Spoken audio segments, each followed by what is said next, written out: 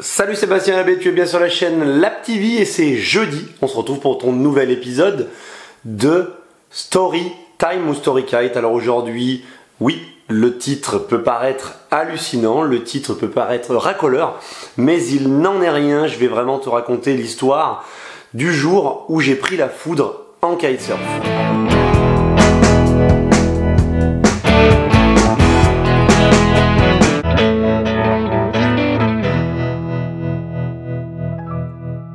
Très fréquemment sur la blogosphère, comme on dit parfois, non je crois que ça se dit plus trop, sur Facebook en particulier, voilà, des posts, des questions, mais est-ce qu'on peut prendre la foudre en kitesurf, et puis des réponses toutes plus farfelues les unes que les autres, chacun y allant de son avis.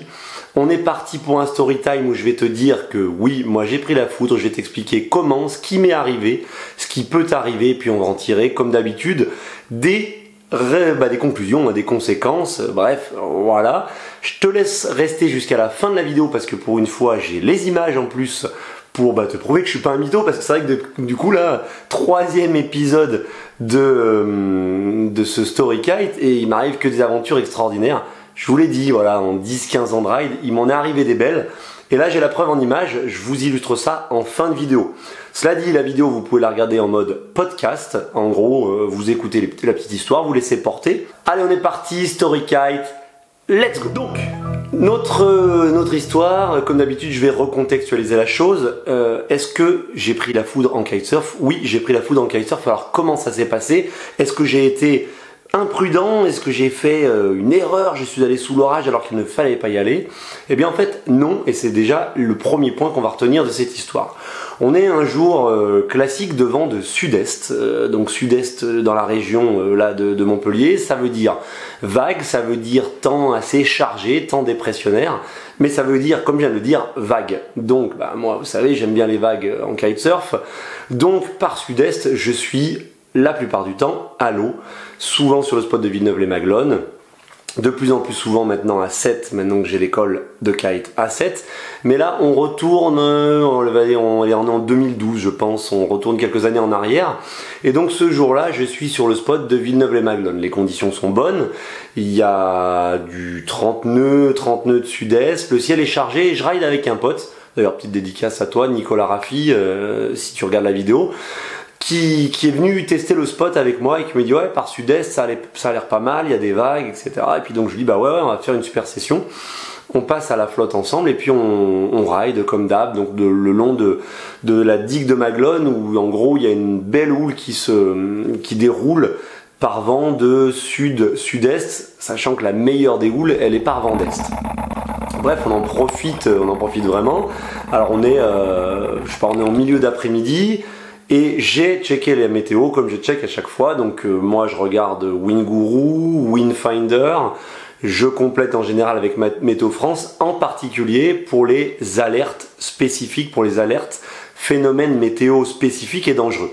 Parce que si vous ne le savez pas, eh bien sur le site de Météo France en général, enfin c'est même tout le temps, vous trouvez des alertes très spécifiques par exemple aux orages, par exemple aux crues possibles de rivières, par exemple aux impacts de foudre possibles, etc. Ce qui fait que en haut vous avez un bandeau en général qui vous dit voilà, attention, dans telle région, phénomène dangereux de type machin pouvant se produire dans la journée. Donc là ce jour-là on a checké les conditions, on a un bon 30 nœuds d'annoncé, du sud-est, des vagues, c'est le troisième jour de sud-est, donc j'ai déjà ridé la veille et l'avant-veille, mais aucun phénomène météo particulier de prévu. Donc j'ai vérifié tout ça et donc tout étant bon, je passe à l'eau. Oui, alors ça me permet là tout de suite de démystifier la chose. Par rapport aux fameuses conversations que j'ai lues sur Facebook, etc. Peut-on réellement prendre la foudre en faisant du kitesurf? Est-ce que le kitesurf, d'après la loi de Franklin, de machin, de truc, joue le rôle de paratonnerre et qu'on risque rien? Je vous le dis tout de suite, c'est faux. Vous pouvez prendre la foudre en faisant du kitesurf, comme vous pouvez prendre la foudre en faisant du surf, en faisant du paddle, paratonnerre, pas paratonnerre, kite ou pas kite, la foudre elle peut vous tomber dessus et vous pouvez en mourir. Il y a eu le cas récemment au Brésil d'une surfeuse pro qui est morte à l'entraînement, elle était dans l'eau en train de surfer, elle a pris la foudre direct. Il y a déjà eu les cas très avérés et très clairs de kitesurfeurs morts foudroyés. Ça se passe sur la mer Noire en 2010 il me semble, recherche à faire sur internet, mais bref il y a déjà eu des cas de figure. Et je l'ai pris la foudre, alors heureusement je l'ai pas pris directement, on va y venir, mais donc oui, stop au... On dit machin, oui vous pouvez prendre la foudre en kitesurf. Bref, on est en train de rider, 9 mètres carrés, on s'éclate, etc. Et puis, mais vraiment, venu de nulle part. Le ciel il est gris, on est d'accord, le ciel il est chargé, mais c'est du classique de sud-est. Vraiment venu de nulle part, bam, un éclair qui tombe, et qui tombe mais juste sur la pointe de ma planche. Donc à l'époque j'étais en surf, je ridais pour Axis, anciennement Underground, bon bref peu importe, je vous passe le détail, je ridais avec une planche qui était donc entièrement padée en mousse, et vraiment il y a tac, la lumière qui tombe sur la planche, donc juste ça tombe à la pointe de ma planche, hein. Je le vois tomber l'éclair, et puis bah donc là je vous avais parlé des images que je vous mettrai dans la vidéo, je vous mets l'image, je vous mets un ralenti, forcément ça va très très vite, mais on voit l'éclair qui tombe juste à la pointe de ma planche. Il y a de l'eau qui forcément reste sur le pont de la planche, je suis en combinaison humide, etc. Et en fait il y a l'éclair, ça frappe, et dans la seconde ou les 2 secondes après, je sens des picotements partout. Ça me remonte jusque dans les doigts et ça ressort dans les doigts par la barre. C'est comme si j'avais senti le courant rentrer et ressortir, et une intense sensation de chaleur dans les mains au moment où c'est ressorti vers le bout des doigts. Donc très très chaud, et puis le coup de tonnerre, et à ce moment-là je réalise que c'est ce picotement et cette chaleur, c'est la foudre qui vient de passer par la planche et qui est ressortie par mes doigts. Et donc là, bah, on le voit à l'image, j'ai ce moment où j'enlève parce que j'ai les mains qui font mal. Il y a le bruit du tonnerre qui du coup me fait réaliser ce que c'est. Et donc là, grosse panique, je me dis, j'ai pris la foudre, qu'est-ce que c'est? Ça peut peut-être créer un arrêt cardiaque, j'en sais rien. Grosse panique, et donc je me jette à l'eau. Je descends, enfin vraiment j'abandonne ma planche, c'est allez tout le monde à la flotte, et énorme nage tracté jusqu'au bord de la plage. Je pose, je crois que j'arrive sur la plage si je me rappelle bien, je largue mon kite, je cours après, je vais le poser, j'ai même pas récupéré ma planche, et je commence à me regarder partout en me disant ben peut-être qu'il y a un problème, peut-être que j'ai pris la foudre réellement. Et il s'avère que eh bien, visiblement, j'ai juste été... donc, il y a différentes manières, la foudre, vous pouvez regarder sur internet, il y a différentes manières. On peut prendre la foudre directement, on peut être touché par la foudre via l'arc de la foudre, et puis on peut simplement être touché par la fin de l'éclair. Et donc là, il semblerait que l'éclair n'était pas tombé exactement sur la planche comme j'avais l'impression, mais plutôt devant, dans l'eau. Et donc en fait j'ai simplement ressenti le courant électrique qui passait via ma planche et via l'eau et qui est ressorti, mais je n'ai pas réellement pris la foudre. Pour prendre la foudre, il aurait fallu que la foudre tombe un petit peu plus près, et là par contre bah, vous pouvez y passer, soit bah, ça peut complètement vous griller, ça peut vraiment...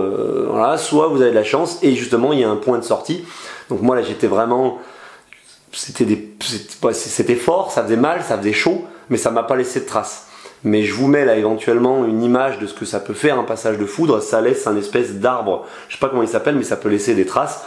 Moi j'ai aucune séquelle. Par contre, voilà, ce que moi j'ai retenu depuis, c'est je regarde systématiquement les alertes, et s'il y a le moindre doute, si c'est un temps qui peut être orageux, je ne me mets plus à l'eau. Voilà, on va dire que je peux m'estimer chanceux sur cette histoire. Ça aurait vraiment pu mal se passer. Alors après, bah c'était la faute à pas de chance, j'ai envie de dire, parce que rien n'était prévu. Il y a eu un seul éclair, un seul coup de tonnerre ce jour-là, hein, parce qu'après on s'est tout de suite mis à l'abri dans le camion de Nico Raffi qui était garé juste à côté. Et bah, il y a eu une grosse averse, c'est passé, et puis je sais même pas si derrière on n'est pas retourné rider, ce qui est bon là complètement absurde, hein, je vous le dis direct, maintenant avec le recul, il me semble qu'on est retourné à l'eau derrière. Voilà, il y a eu un seul éclair, mais il aurait pu être fatal, donc évitez toutes les situations, toutes les météos, on va dire, voilà, un petit peu tendancieuses, un petit peu où il y a un risque quelconque d'orage. En tout cas, si vous n'avez pas pu éviter, et si comme moi, il y a un éclair ou un coup de tonnerre qui retentit alors que ce n'était pas prévu, sortez de l'eau tout de suite. En termes de si j'ai pris la foudre, qu'est-ce que je peux faire, qu'est-ce qu'il faut faire? Ben forcément, là moi pareil, c'est quelque chose que j'ai pas fait et que j'aurais dû faire. Si vous prenez l'arc de la foudre, si vous prenez la foudre qui est passée pas loin et que vous avez un courant électrique qui passe, c'est comme si vous faisiez électrocuter mais que vous avez juste le courant qui passe et qui ressort. Il faut absolument par contre consulter un médecin tout de suite parce qu'en fait la foudre peut être passée et ressortie mais avoir causé des dommages sur vos organes internes. Ça peut vous avoir, je sais pas, cramé quelque chose, ça peut avoir créé une hémorragie interne et donc il faut absolument consulter le médecin. Forcément, une activité électrique à l'intérieur du corps, c'est vraiment pas bon. Ça peut aussi être problématique pour le cœur, plein de choses. Donc, vous consultez systématiquement le médecin, vous y allez directement pour éviter d'avoir voilà, un problème interne qui se déclarerait par la suite dans la nuit ou après avoir pris la foudre.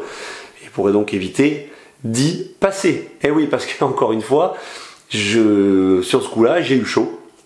Et ça se passe beaucoup plus mal pour certaines autres personnes. La fameuse surfeuse dont je parle là au mois de mars cette année là, qui est foudroyée à l'entraînement, elle a pris un éclair, elle est morte sur le coup dans l'eau sur sa planche, elle a coulé à pic, elle a été récupérée mais c'était trop tard. Voilà, donc comme je le dis toujours, hein, c'est des activités qui doivent rester un plaisir. On se met à l'eau pour profiter des éléments, mais on se met pas à l'eau pour mourir face à ces éléments.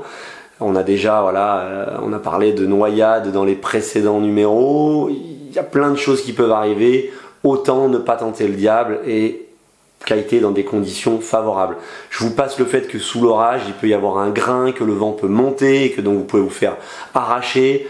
Donc hormis la foudre, le temps orageux, c'est des dizaines et des dizaines de situations dangereuses qui peuvent se produire.